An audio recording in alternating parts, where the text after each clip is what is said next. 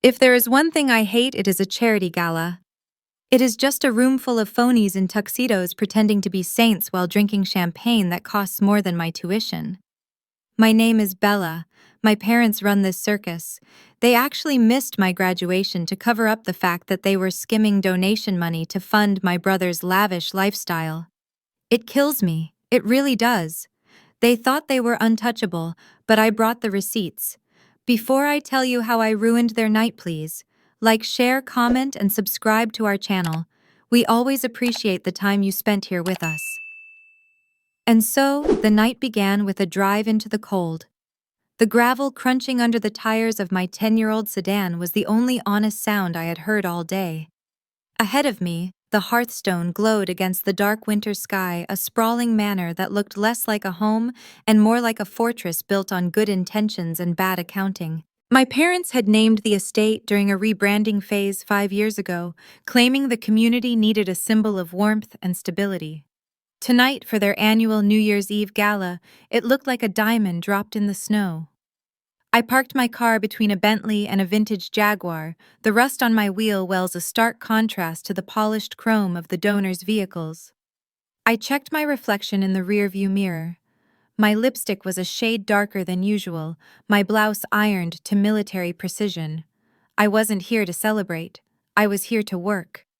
I took a breath, letting the freezing air fill my lungs, and stepped out. The cold bit at my cheeks, but my hands were sweating. In my right coat pocket, my fingers curled around the cool rectangular shape of a USB drive. It weighed less than an ounce, but it held the heavy burden of the truth. Inside, the air was thick with the scent of expensive pine-roasted duck and the distinct metallic smell of old money. Crystal chandeliers trembled slightly from the base of the string quartet playing in the corner. I navigated the foyer, moving like a ghost. That was my role in the Matthews family, the invisible variable. I watched my mother Evelyn holding court near the ice sculpture. She wore a silver gown that likely cost more than my annual tuition, her laugh tinkling like broken glass as she charmed the mayor. My father Robert stood by the fireplace, one hand in his pocket, the other clutching a scotch, looking every inch the benevolent patriarch. They were the perfect couple, the pillars of the community, the founders of the Matthews Community Foundation. And then there was Julian. My brother stood in the center of the room, a gravity well of charisma, pulling in every gaze. He was laughing at something a young heiress said, his teeth white, his suit tailored in Italy. He was the golden boy, the prodigy, the future. I was just Bella. Bella the boring. Bella the bookkeeper. I accepted a glass of sparkling water from a passing tray and retreated to the edge of the room near a heavy velvet drape. From this vantage point, I didn't see guests. I saw line items. The imported orchids on the centerpieces were easily $3,000. The catering staff sourced from a high-end agency in the city, rather than the local service they claimed to support, was another $10,000. Every smile my parents flashed was a transaction. Every handshake was a solicitation.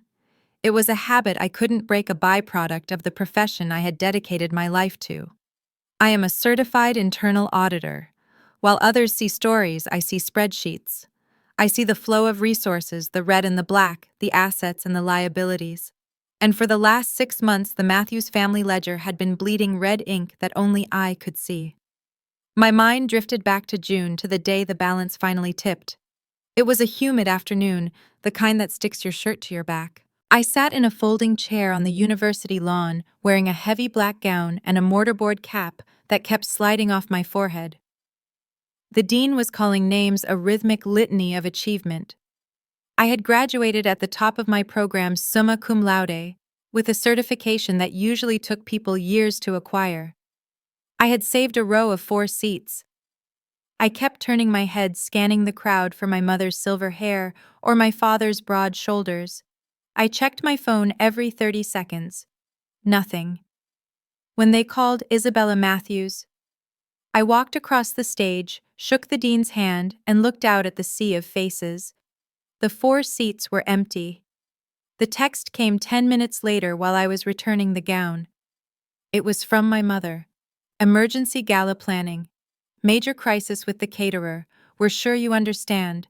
Focus on the community. We are so proud in spirit. There was no crisis. I found out later, through the careless social media posts of Julian's friends, that the emergency was a private yacht party my parents had thrown to celebrate Julian finding himself after he dropped out of his second MBA program. They had used the foundation's emergency relief fund to pay for the charter. That was the moment the sadness evaporated, replaced by a cold, hard clarity. I realized I wasn't just the unloved child, I was the diversion. I was the reliable, boring backdrop they used to make their chaotic, greedy lives look stable. They relied on my silence. They banked on my passivity. I snapped back to the present as a burst of laughter erupted from Julian's circle. He was holding up his wrist, showing off a new watch. I recognized the brand. It was a Patek Philippe retail price, roughly $50,000. 2 weeks ago, I had traced a wire transfer from the Foundation's Orphanage Renovation Fund to a shell company in the Caymans, and then immediately to a luxury goods importer in New York. The amount matched exactly. It wasn't just skimming anymore, it was looting. They were stealing from the very community that hailed them as saviors to fund a lifestyle they couldn't earn. My father spotted me from across the room. For a split second, his eyes narrowed, a flicker of annoyance crossing his face, as if he'd found a smudge on a wine glass. Then the mask slipped back into place. He waved me over, a grand, sweeping gesture meant for the audience, not for me. I pushed off the wall and walked toward him. I didn't smile. I didn't rush. I walked with the measured pace of an auditor approaching a discrepancy. I squeezed the USB drive in my pocket one last time, feeling its sharp corners against my palm. Tonight the books were going to open. Tonight the Matthews family was going to learn the first rule of accounting: everything eventually has to balance. "Bella, there you are," my father said, his voice dropping an octave as he approached, ensuring the warmth he projected to the room didn't accidentally spill onto me. He didn't offer a hug. Instead, he extended an empty champagne flute, treating me like a passing waiter. I took it instinctively, a reflex born of years of subservience. "We have a situation," he muttered, maintaining a plastic smile for a passing donor. "The AV technician is an idiot. He can't get the family slideshow to sync with the music for the midnight toast. Go fix it." He didn't ask if I knew how, or if I wanted to spend my New Year's Eve huddled over a laptop in the corner. He just assumed compliance. It was the arrogance of a man who had never been audited. "Of course," I said, my voice flat. "I'll handle it." "Good," he said, already turning away. "Make sure it's perfect. We need to remind them of the legacy, the roots." He tapped his chest theatrically. "It opens their wallets." I watched him glide away, slipping his arm around my mother's waist, as they descended upon a retired senator. They were sharks in silk and wool, moving through the water, sensing blood in the water, or in this case, capital gains. I placed the empty glass on a side table and began to thread my way toward the back of the ballroom where the audiovisual booth had been set up. The room was a minefield of extravagance. I passed a table laden with caviar and truffles items that had appeared on the Foundation's expense report as community outreach refreshments. I knew for a fact the local soup kitchen, the alleged recipient of said outreach, had received distinctively less truffle-heavy boxed lunches. Halfway to the booth, I was forced to stop. A crowd had formed, blocking the path, and at its center was Julian. My brother was leaning back against a marble pillar, a tumbler of scotch in one hand, the other gesturing wildly as he regaled a group of young debutantes and eager to please junior bankers. "It's all about leverage," Julian was saying, his voice slurring slightly. "You have to know when to move the assets. I just put a significant stake into a tech startup in the valley. High risk, high reward." The girls giggled and the bankers nodded solemnly, respecting the capital. I felt a surge of bile rise in my throat. There was no startup. I had reviewed the accounts on Christmas Eve. The stake he was talking about was a $50,000 withdrawal labeled consulting fees paid to a company registered to Julian's college roommate. He wasn't an investor. He was a parasite. And the host he was feeding on was the retirement savings of the elderly people in this room. He caught my eye as I tried to squeeze past. Bella, he shouted, pointing a finger at me. There she is, the family bean counter. Hey, Belle, explain to these guys what depreciation is. It's the only thing she talks about. The group laughed. I didn't. I just stared at the Patek Philippe on his wrist, the metal catching the strobe lights. Happy New Year, Julian, I said quietly. Enjoy the party. Oh, I will.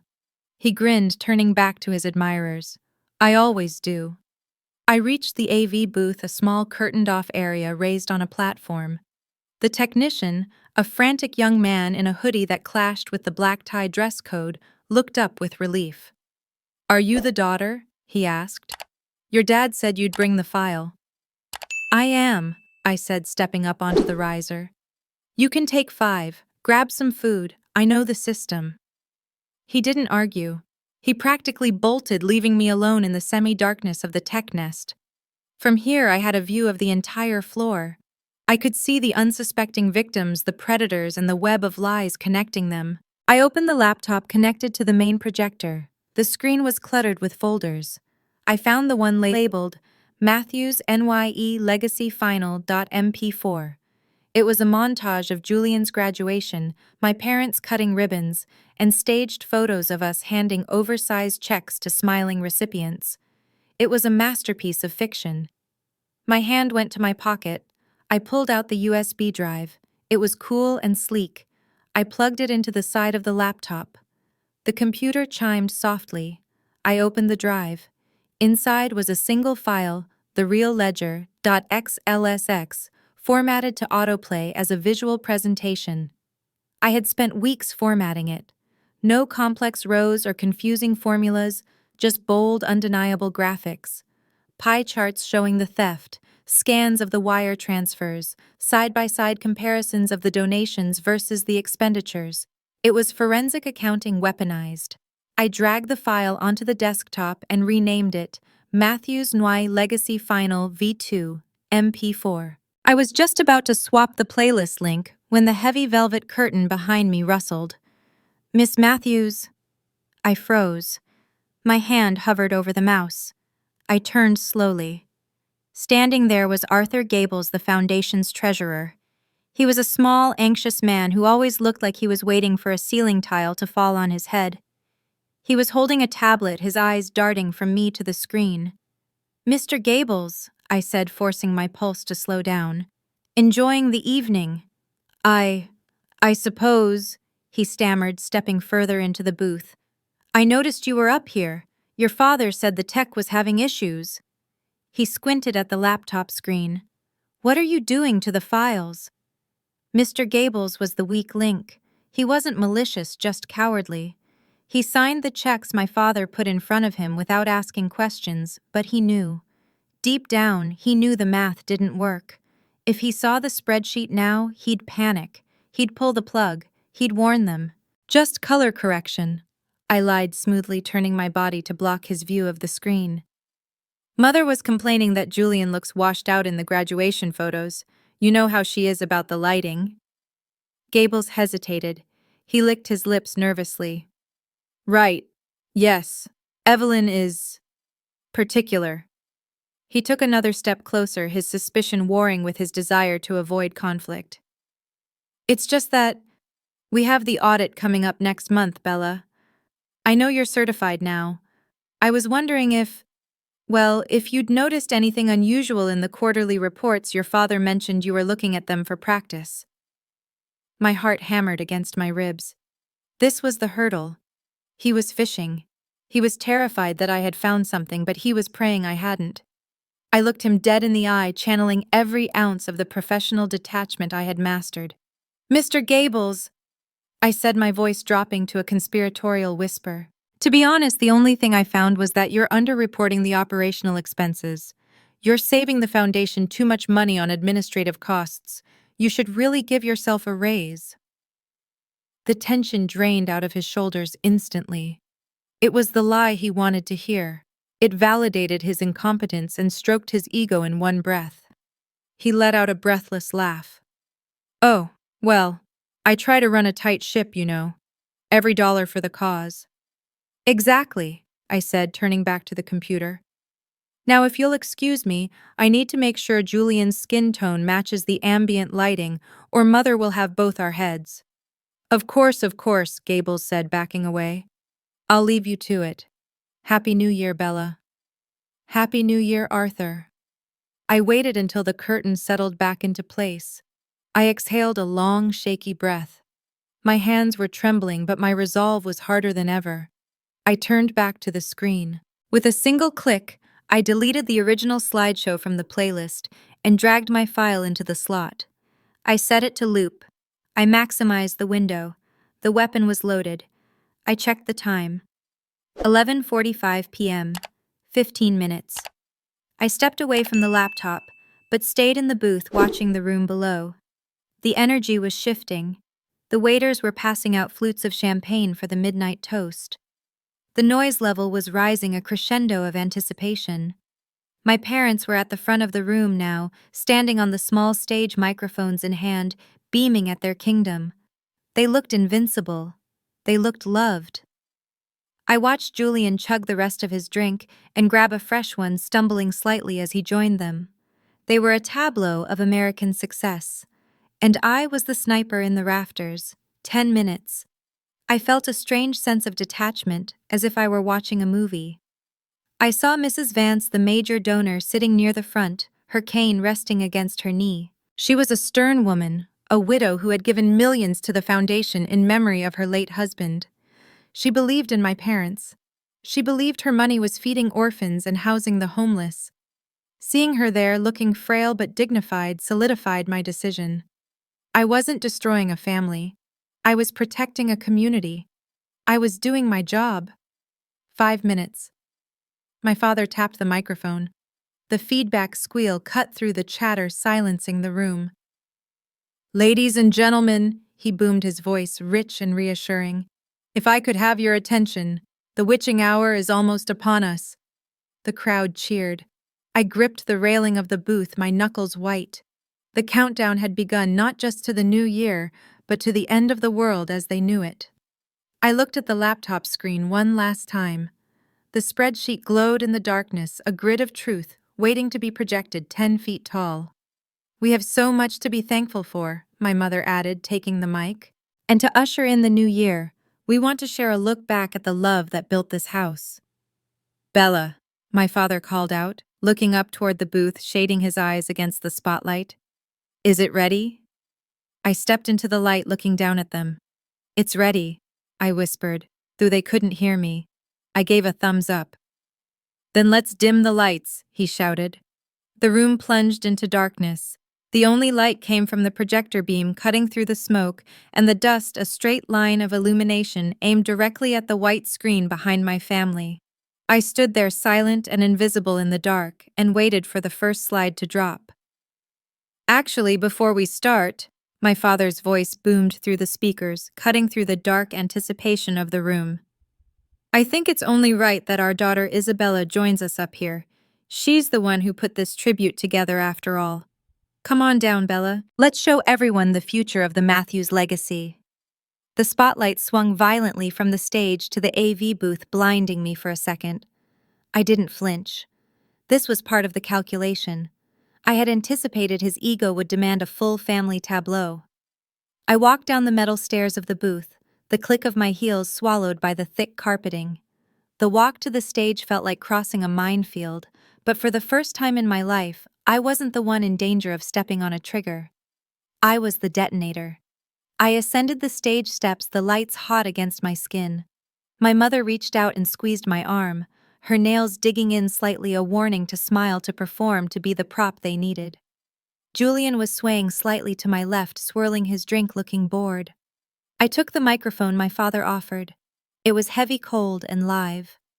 I looked out at the sea of faces in the semi-darkness. 200 of the city's wealthiest citizens, people who had trusted my parents with their guilt, money, their tax write-offs, and their genuine hopes for a better community. I saw Mr. Gables near the front, looking relieved that the technical glitch had been avoided. I saw Mrs. Vance in the second row, her hands folded over her cane, watching me with hawk-like intensity. Thank you, I said, my voice steady, amplified to fill every corner of the room. My parents talk a lot about value, about what we owe to each other. For the past 6 months, I've been thinking a lot about that too. About accountability, about seeing things as they really are, not just how we want them to be. My father nodded vigorously, mistaking my words for platitudes. So tonight, I continued, I didn't want to show you just photos. Photos can be staged, smiles can be faked. I wanted to show you the truth, because the truth is the only thing that actually balances. I raised the small remote control I had palmed from the booth. Here is exactly what you've built. I pressed the button. Behind us, the massive 100-inch screen flickered to life. But there was no swelling orchestral music. There were no sepia-toned photos of Julian in a cap and gown. There was only the stark, blinding white of a Microsoft Excel spreadsheet projected in high-definition clarity. The font was size 48. The columns were undeniable. Date, donor, amount, designation, actual recipient. The room went absolutely silent. It wasn't the silence of awe, it was the silence of a collective brain stalling trying to process an image that didn't fit the context. A spreadsheet at a gala. What is this? Julian laughed a sharp, confused bark. Bella, you clicked the wrong file. God, she's useless. I didn't answer. I clicked the remote again. The spreadsheet scrolled down, highlighting row 402 in bright red. Donor Mrs. Agnes Jenkins' widow. Amount $5,000. Designation: Winter Coat Drive. Transfer wire: for 88291. Prestige Motors Dealership. Note: lease down payment. Porsche. 911. Julian Matthews. A gasp rippled through the front row. It started low and spread outward like a shockwave. I heard a glass shatter somewhere in the back. My mother spun around to look at the screen, her smile frozen in a rictus of horror. She blinked once, twice, as if trying to will the words to change. Turn it off, she hissed at me, her voice trembling. Bella, turn it off right now, it's a glitch. I ignored her. I clicked again. Row 515, highlighted in yellow. Donor St. Jude's Memorial Fund. Amount $12,500. Designation Orphanage Roof Repair. Transfer wire, number 99102, Shell Corp. JM Consulting. Note: tuition, culinary school. Dropout fees. Julian Matthews. That's a lie, Julian shouted, stepping forward, his face flushing a deep, ugly crimson. He looked at the crowd, pointing a shaking finger at the screen. That's doctored. She's crazy. She's always been jealous of me. It's not doctored, Julian, I said into the microphone, my voice cutting through his panic. It's audited. I cross-referenced the bank routing numbers with the invoices in Dad's private server. It matches the withdrawals to the cent. My father lunged for the AV technician in the booth, shouting, "Cut the feed, kill the power." The technician scrambled, hammering keys, but I had locked the system with a BIOS-level password before I came down. The screen remained, burning the evidence into the retinas of every person in the room. I clicked again. The final blow. Donor Vance Family Trust. Amount $250,000. Designation Community Center Wing. Transfer wire. Wamunmo 29. Offshore Holdings. Panama. Note: mortgage payment. The Hearthstone Estate. The silence broke. It shattered into a cacophony of outraged whispers and shouts. People were standing up. Chairs scraped violently against the floor. The illusion of the Matthews family, the benevolent kings and queens of charity, dissolved in seconds, replaced by the ugly reality of grifters in evening wear. My father stood center stage, his face draining of color until he looked like a wax figure melting under the heat. He looked at me, his eyes wide with betrayal. "What have you done?" he mouthed. "We are your family." "I know," I said, lowering the microphone slightly. "That's why I was the only one who could check the math." "Explain this. Someone explain this right now," a man in a tuxedo shouted from the back. But the voice that cut through the chaos wasn't loud. It was sharp, authoritative, and terrifyingly calm. "Quiet. The room obeyed. Near the front, Mrs. Eleanor Vance was standing. She was 82 years old, frail enough that a strong wind might knock her over, but in that moment she looked like a titan. She leaned heavily on her cane, her knuckles white, her other hand trembling not with age but with a cold, simmering fury. She adjusted her spectacles and looked up at the screen, reading the line about her family trust. Then she turned her gaze slowly to my parents. They shrank under it. My mother actually took a step back, hiding behind Julian. Mrs. Vance didn't look at them, though. She looked at me. "Isabella," she said, her voice carried without a microphone. "You are a certified auditor, are you not?" "I am Mrs. Vance," I replied, meeting her gaze. "And you are aware of the legal penalties for fabricating financial records?" "I am." "Did you fabricate these?" she asked, pointing her cane at the screen. "No, ma'am. I extracted them from the Foundation's grand ledger and cross-referenced them with the bank statements my father keeps in the safe in his study. I have the physical copies in my car. This is where the money went. All of it, Mrs. Vance stared at me for a long heartbeat. She was assessing me, stripping away the family name and judging the professional standing before her. She nodded once. A judge delivering a verdict. She turned to my father. Robert Matthews, a man who had charmed governors and CEOs, opened his mouth to speak, to spin, to charm. "Eleanor, please let me explain. It's a misunderstanding. Internal borrowing. We intended to pay it back." "Shut up, Robert," Mrs. Vance said. It was spoken with the finality of a coffin lid slamming shut. "You didn't borrow, you stole. You stole from widows. You stole from orphans. And you stole from me." She took a breath, straightening her spine. "I don't want an explanation. I don't want an apology. I want my money back. Every single dime." We don't have it liquid right now." My mother stammered, tears streaming down her face, ruining her makeup. "It's invested. It's in the house." "Then sell the house," Mrs. Vance said. She turned to the crowd, raising her voice. "I am calling my attorney. I suggest the rest of you do the same. And someone call the police. I believe we have witnessed a confession." The word police hit the room like a physical blow. The paralysis ended. The crowd surged. It wasn't a riot, but it was a revolt. Donors were pulling out phones.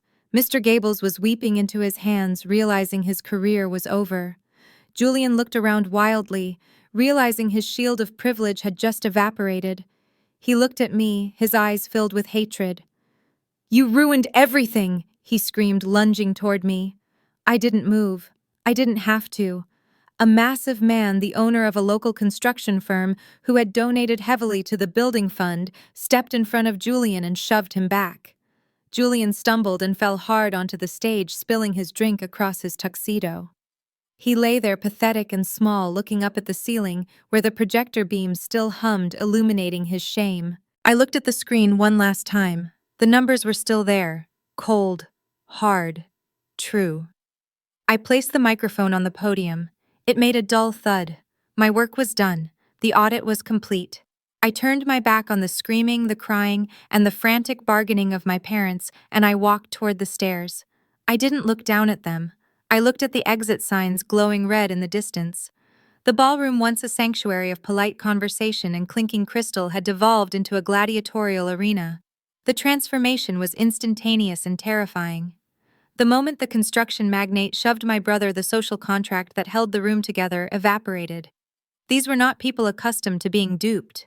They were captains of industry, old money matriarchs, and ruthless investors who prided themselves on their acumen.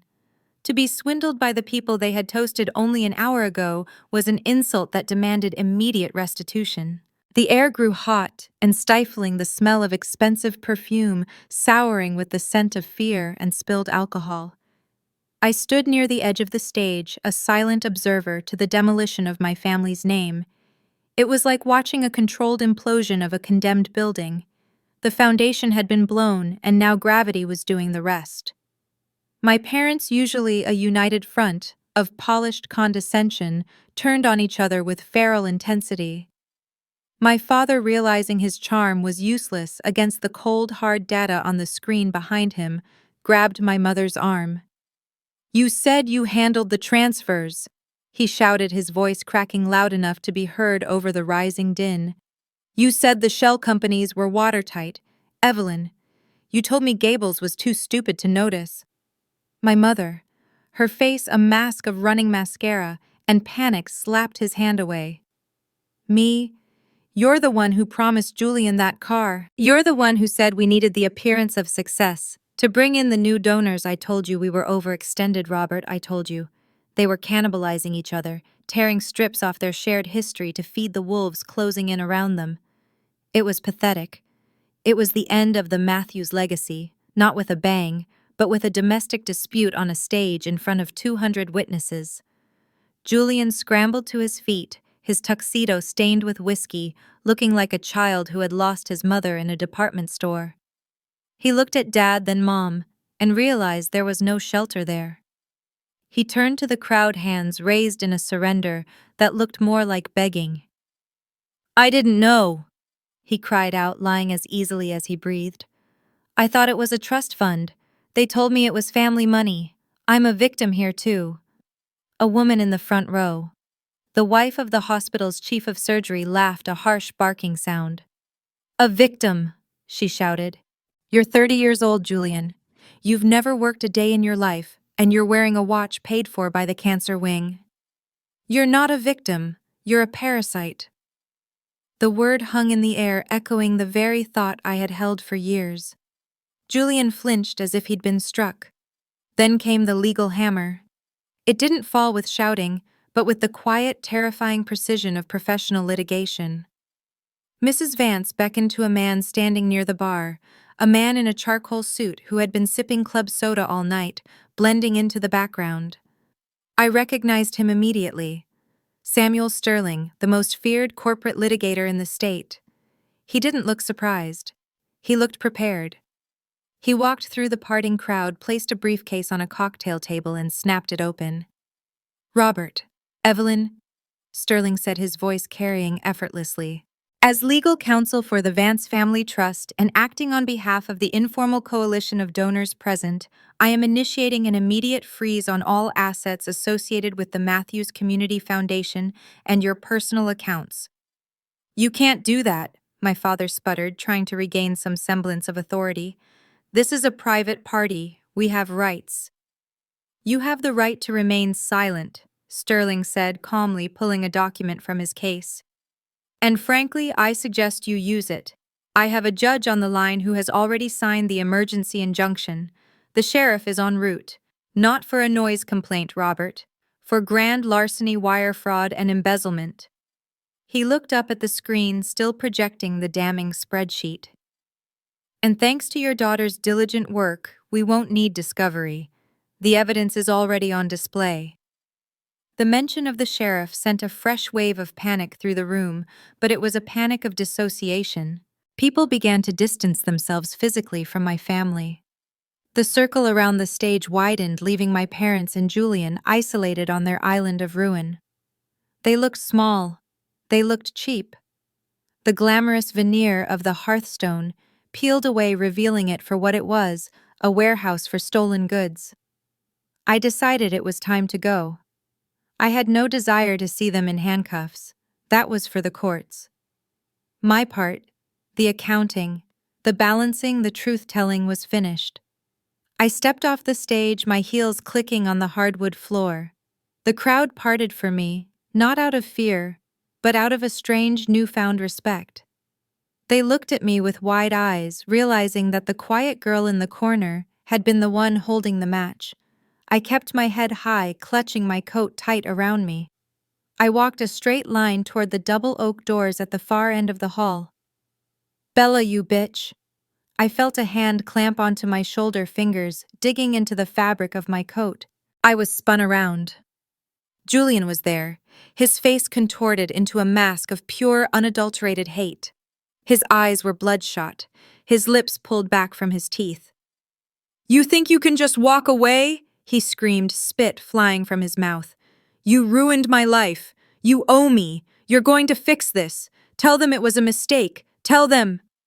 He raised a hand, making a fist, desperate to hurt someone, anyone to make them feel the pain of his collapsing world.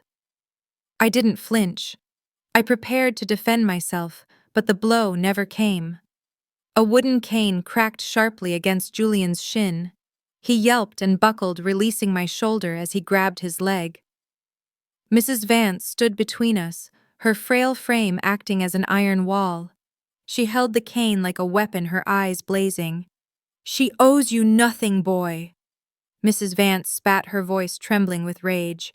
"She is the only person in this family worth a damn. Touch her again, and I will ensure your prison cell is in the basement." Julian looked up at her, stunned pain and shock warring on his face. He looked at me, waiting for me to intervene to save him like I always had, to do his homework, to cover for his missed curfews, to balance his books. I looked down at him. "Goodbye, Julian," I said softly. "Try to invest your commissary money wisely." I turned my back on him. I walked past Mrs. Vance, pausing only for a second to nod my thanks. She nodded back a grim, soldierly acknowledgement. I pushed through the heavy oak doors and stepped out onto the front portico. The transition was jarring. Inside, the air was hot, toxic, and screaming. Outside, the world was silent, cold, and pure. The winter air hit my face like a slap, waking me up, cleansing the stench of the gala from my skin. The snow was falling softly, covering the Ferraris and the Bentleys in a layer of white, democratizing the luxury cars into shapeless mounds. I walked down the steps, the gravel crunching under my boots. I reached my old sedan, the door handle cold against my palm. As I opened the car door, a booming sound echoed across the valley. I looked up. In the distance over the town square, the first fireworks of the new year were exploding. Brilliant bursts of red, gold, and green illuminated the night sky. Inside the house, my family's world was ending. But out here, the world was just beginning. I watched the sparks fade into the darkness, got into my car, and turned the key. The engine sputtered once, then roared to life. It was a rough, unrefined sound, but it was mine. I put the car in gear and drove away from the hearthstone, leaving the lights, the lies, and the ledger behind me. 3 months later, the coffee in the roadside diner tasted like burnt hazelnuts and tap water, but I drank it without complaint. It cost $1.50, and I paid for it with money I had actually earned. That made it taste better than any vintage champagne I had ever sipped at the hearthstone. Outside the grease-streaked window, the March thaw was turning the world into a slushy gray mess, stripping away the pristine white lies of winter to reveal the mud underneath. It was fitting weather for the headlines spread out on the formica table in front of me. I smoothed out the wrinkles in the local paper, the Gazette, which I had picked up at the state line. The photo on the front page was grainy, taken outside the county courthouse, but the misery etched into the subjects' faces was high definition. My parents, Robert and Evelyn Matthews, looked 20 years older than they had on New Year's Eve. Gone were the tailored suits and the defiant posture. My father was hunched in a windbreaker that looked 2 sizes too big, and my mother was hiding her face behind a scarf that wasn't Hermes. The headline read, "Foundation founders accept plea deal, assets seized, prison terms set."